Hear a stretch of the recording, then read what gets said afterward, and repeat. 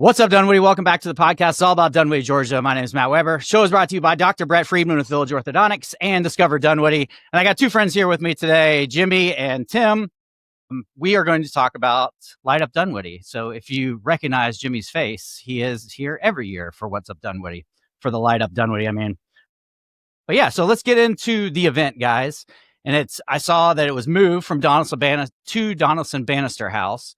Maybe you can get into that, but yeah. Let's take it away. So we've had great success. We've been in the Burger King parking lot in the past, and that's what this event was. It was over there in the Burger King parking lot. We moved over there because we needed more space. We needed more time for our vendors. We were shutting down the road before at Spruill, and we didn't have enough time to do it. But the Burger King was really never where we wanted to live. So we kind of got too big. You got too big for that area, which is surprising because it's a pretty big area.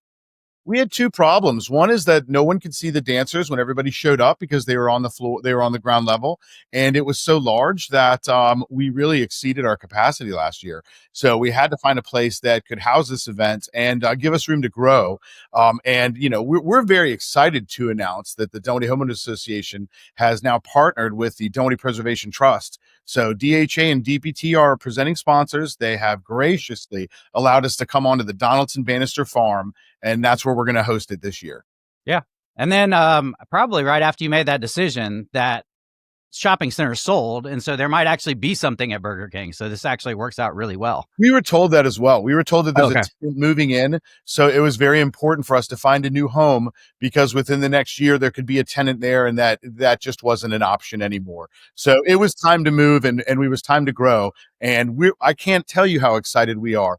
We feel that this is a very picturesque, it's one of the most historic homes in Dunwoody, and being sponsored by the Dunwoody Homeowners Association, it just seemed like a beautiful fit.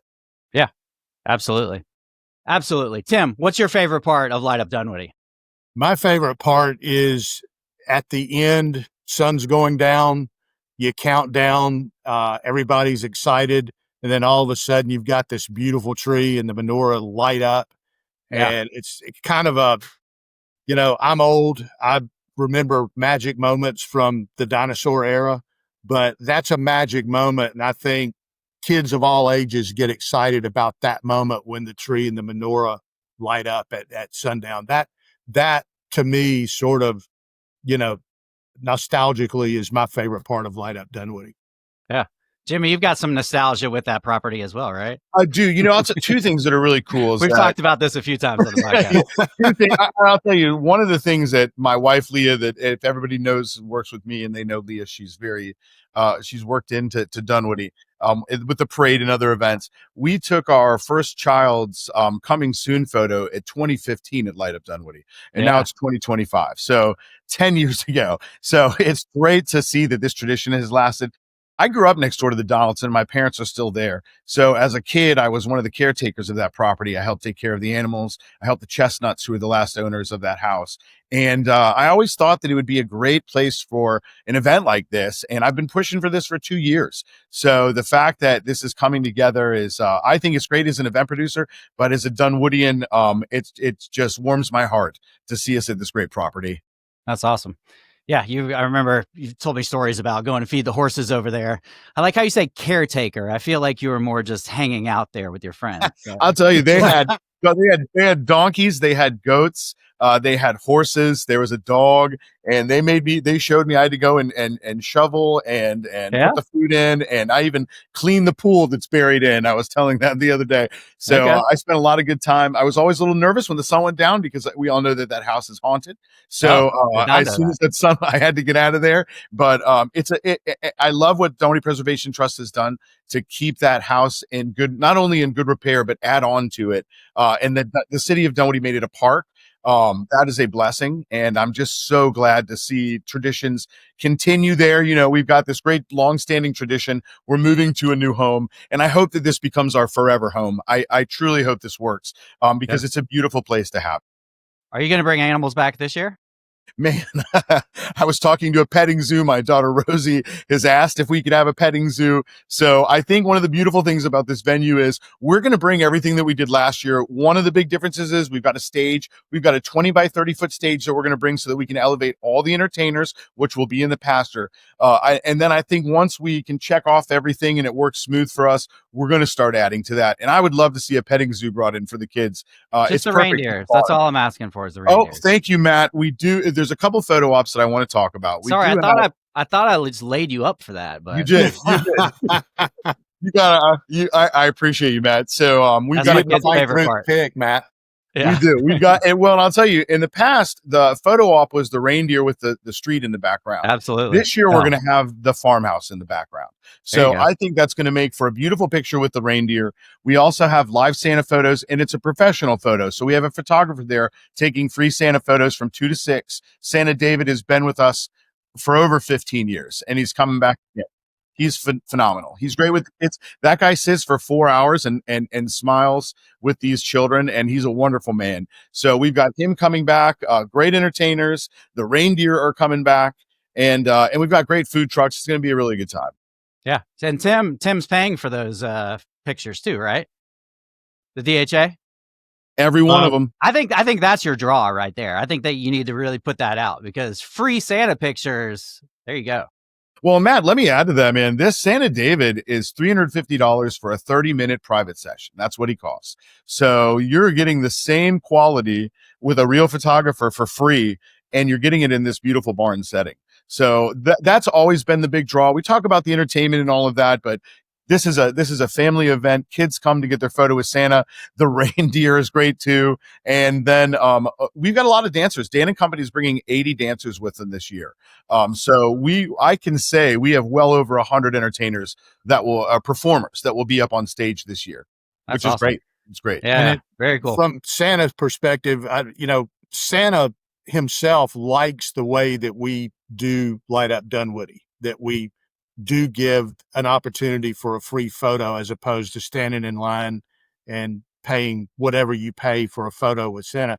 And I think that's one of the things that we do that keeps Santa coming back every year, the same Santa. He likes the way that we operate Light Up Dunwoody from that perspective. And I think it's a credit to the people, Jimmy and the people that put the event on, that we've kept the traditions intact. And that's one of them. Well, yeah, you want to have the same Santa for all of your photos too, I mean, he's filling in for the big guy, but you want the same face. Well, my daughter feels that he is the big guy. So he is the big guy. She would argue with you on that point. He knows no other guy, right? She knows no other guy. But I will say to both of you guys that I think the consistency of the same Santa has been phenomenal. Like I said, I've got my coming soon picture with my daughter who's now 9, and it's with him. And here we are 10 years later doing the show again. So I just hope that he can stick with us for many years. We just needed to put him in the right place. And I'll tell you, Santa used to be at the old Cheek Spruill, but the sun came up in his face. He didn't like it. We moved him over to Burger King, but now that he's going to have a nice home in this beautiful farmhouse, I think Santa's excited too. And now everything has come together. I think this is what we needed to take it to the next level. That's great. We've got some great family photos from Donaldson-Bannister Farm as well. We just paid a photographer to meet us up there one day, and there's those, there's the shots with the barn. Obviously, that's like the kind of the money shot. But then there's that walkway that you take to the small parking lot where it's got all the like I guess plants cover the ivy cover the walkway. That's a really cool shot as well. So. Yeah, and what we wanted to do, you're absolutely Beautiful right. Spot. The back of the venue is just as pretty as the front. And what we're hoping to do is grow back there. So we're going to bring our sponsors in this year and let them see the place. We're going to bring our guests and let them see the place. And then we're going to go back and look at it and say, what could we do differently? How could we lay it out? Because as I walk through that place, I can honestly imagine this event in 3 different spaces in the same venue. So, we moved into Burger King in 23 and now in 22 and now in 24, we outgrew it. So this event just continues to grow. And I think this farm is going to allow us, give us the room to do that. Yeah. And the parking is, what's that called? Independence Square? Is that Yeah. I'm glad you brought that up too. Center? because everybody brings up parking, and there's two things that I want to hit on with parking. One, we do have Independence Square. It's 0.23 miles from the farm. You can see it, and it's right on Chamblee-Dunwoody, and then it's a short walk over to it. You can also park in the street going up and down there as well. And then we've got a parking lot that is specifically for our parents of the kids that are performing, so that they can get close to us. It's very important for me to say that we have a lot on site for our sponsors. So anybody that sponsors this event or is contributing in that manner will have a parking spot on site. So we do have parking taken care of for everybody. But one other thing is, I love this Donaldson-Bannister Farm because it's nestled right in the heart of the residential area of Dunwoody. And I've seen more and more people push for walking and riding their bikes and things of that nature. And we could fill up the farm if just everybody from around the area walked to us. So I hope that that's a part of it too. Dunwoody is pushing for more things where we don't have to get in our cars to attend. And I'm hoping that we can do more and more events at the Donaldson because it is so close to so many houses. Yeah. I heard a lot about walkability at the candidate forum. We'll get into that in a few minutes. So yeah, what else is special this year? I think we've nailed it. I think we got through it all. The things that we want to emphasize is that we've got professional Santa photos. We have live reindeer there. We have almost every performance school in Dunwoody that's going to partake in this. So it truly is a community event. And to me, that's special. When I can get 80 dancers from Dan and Company to come, DHS marching band is going to be there as well. They're going to bring a QR code with them. And as they're performing, we're going to try to raise some money for that stadium as well. So nice. we want to be able to give back to the community, not only with the event, but hopefully raise some funds for that much needed stadium. Bring it home. So Tim, where's the tree going to be this year? You were telling me about this before. I think this is a great idea. I would have expected it to be up by the barn, but where's it going to be? It's going to be right up. As you know, the Donaldson-Bannister sign is up at the corner of Chamblee-Dunwoody and Vermac.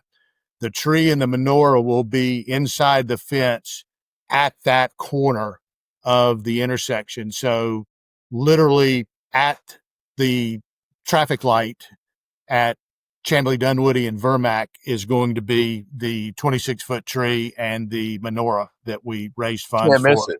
I think that's a pretty smart move. You won't miss it. Again, that advertising, that marketing, if you will, starts 2 days from now. So everyone that drives by that site between now and November the 16th, and even after, because we're keeping the tree and the menorah up all season, is going to see a beautifully lit tree, a beautifully lit menorah. I think it's going to be one, lovely, two, but it's going to be in a place where no one is going to miss it. Everybody is going to get an opportunity to see what's going to go on at Donaldson-Bannister Farm on the 16th. I think it's a brilliant move. That Chamblee-Dunwoody corridor there'll be a lot of people driving by, and then there'll be somebody sitting in traffic as well. So even better advertising, right? I have a captive audience on several levels. Yes. They can't go anywhere. Looking for something fun for the whole family? Discover Dunwoody is spotlighting all of the best kid-approved and parent-friendly activities around town. From parks and playgrounds to interactive museums and seasonal events, there's always something for families to enjoy here. Their videos and posts make it easy to plan a weekend or trip everyone was going to remember. And if you've got somebody, family or friends coming to town, have them book a stay at whatsupdunwoody.com/hotels. Booking through that link helps support our podcast. And for the latest kid-friendly events, just visit whatsupdunwoody.com/events. We also, Matt, wanted to put it in that corner because throughout the holiday season, we'd like people to come take pictures with the tree and the menorah. Yeah. And so having it accessible to the street, we thought would be nice. One of the things that I want to touch on, though, that we're doing too, is there's one great benefactor that's always helped us with this event that I haven't mentioned yet, and that's the Spruill Center for the Arts. They're coming this year, and they're going to do something different. So the craft that they're going to make this year are going to be ornaments for the tree. And then as the children make the ornaments, they're able to go put them on the tree. So now it truly becomes a community tree because it is a DHA tree, and it will have we are going to decorate it this year, and we should have led with that, Tim, that we're going to have nice decorations on it, but also Spruill is providing the ornaments to the children to come and decorate them and then hang them on the tree, and they'll stay up through the season. So we thought awesome. That was a nice addition. Nice.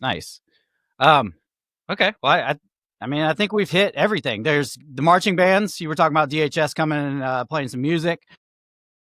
Yeah. I got that. Yeah. DHS is coming. And Company will be there. Dunwoody Christian School is going to bring cheerleaders. And then we have 2 other groups that are still confirming, but they should come as well to come and perform. So we start at 2 p.m. We light the tree at 6. And from about 2:30 on, we'll have entertainment every 30 minutes on the stage. And Santa is there at 2 p.m. ready to go to start taking pictures, as well as the reindeer. You've got it dialed in. I know you do. November 16th. So everybody show up. Donaldson-Bannister Farm. That's where it is this year. So if you show up at the Burger King, you're just going to be sitting in a parking lot by yourself. Yeah. Right. And, Up Dunwoody this year. There's no burgers at Burger King. Unless they put a restaurant in there. And we will have food trucks for those that are hungry. We'll have food trucks there. So there'll be plenty of food to eat as well. Nice.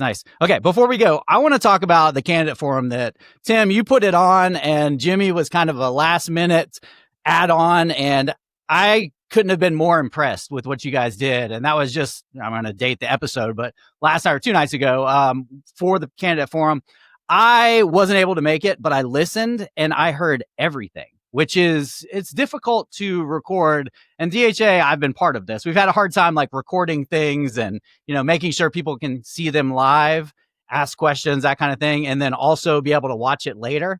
And, Tim, you and Bob brought in Jimmy at the last minute, and it couldn't have worked out better, I don't think. And not a last minute as if Jimmy was an afterthought, but it became apparent candidates. There were a lot of people saying, are you going to record this?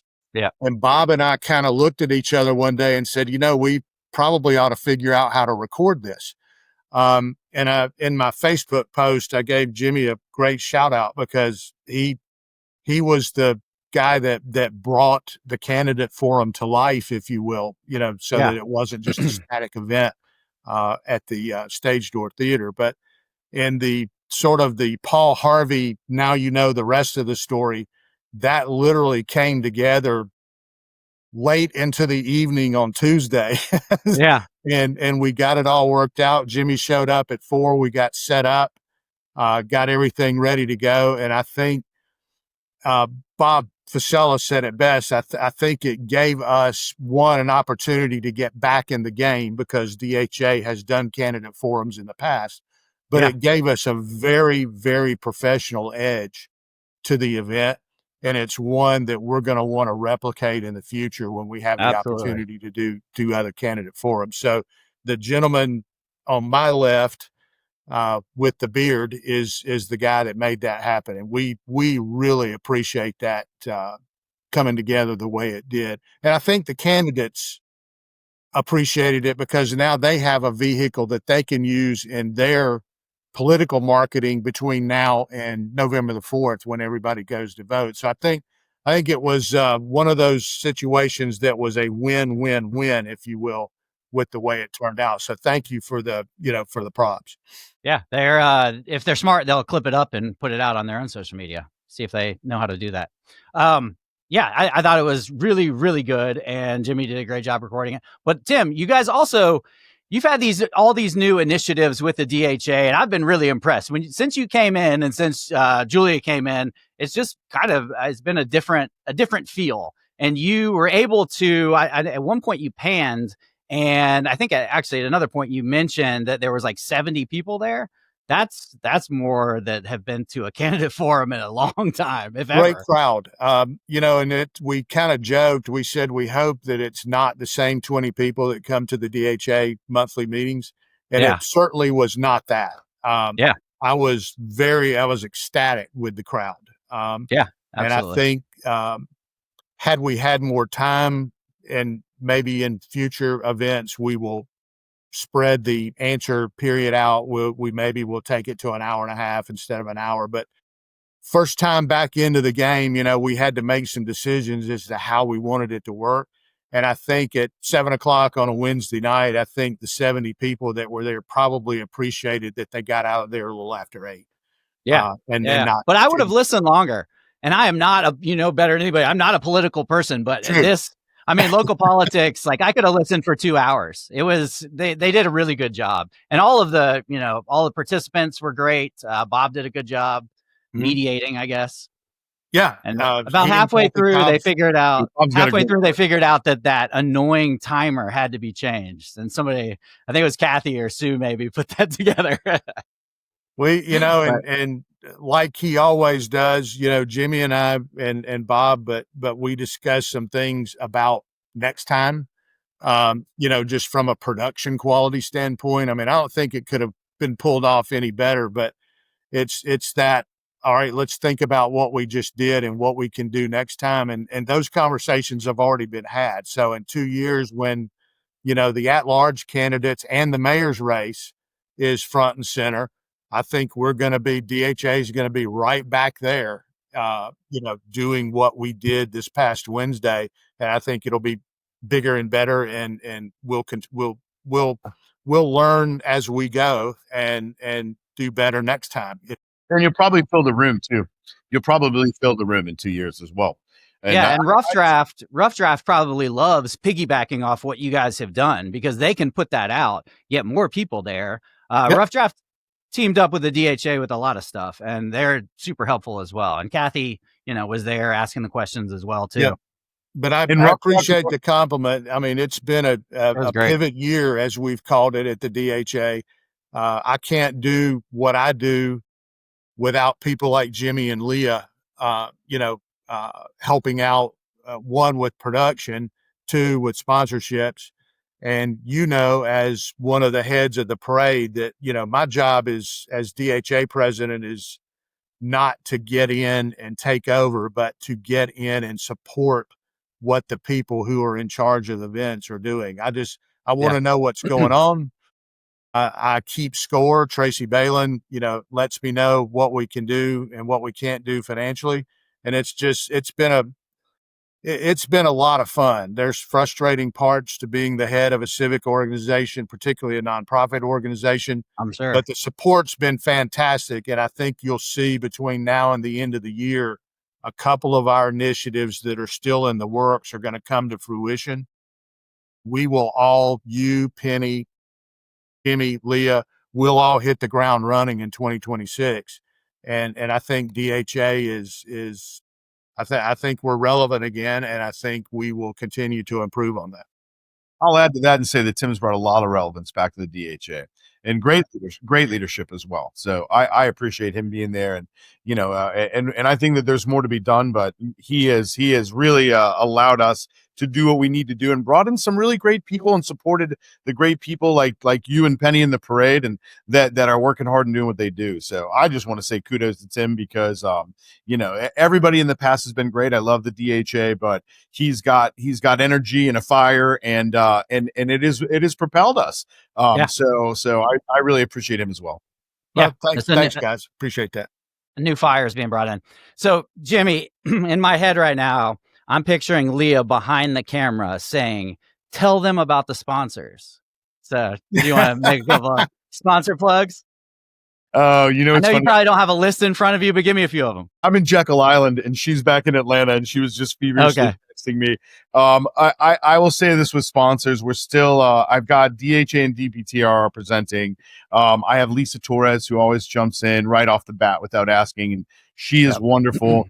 There is a lineup of other sponsors that she's confirming. We'll put them out. I know that I should have prepped you for there's this. some that are still in the pot. There's some that we're waiting for signatures on. You know, moving venues always gives everybody a little bit of apprehension, but we've made some great site maps and layouts so they'll see where we're at. And what I should have done is just brought Leah on this with us, so that right now I could put my beautiful wife on to start spouting out everybody that's because she would know. Yeah, she would know.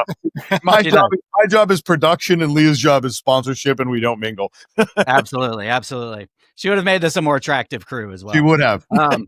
Okay, well, cool. Well, thanks for coming on, guys. Appreciate it, and you guys always kill it with Light Up Dunwoody, with the parade, all of the different things that EEP helps with. We appreciate it. Thank you, Matt. I appreciate it. We appreciate you. Thanks for putting this out. And just last plug, November 16th, Sunday from 2 to 6, Light Up Dunwoody, the Donaldson-Bannister Farm. Come and see us. We're happy to see you. New tradition at a new home. Yeah, it's a prettier home. All right. Well, thanks, guys. Take care. Thanks.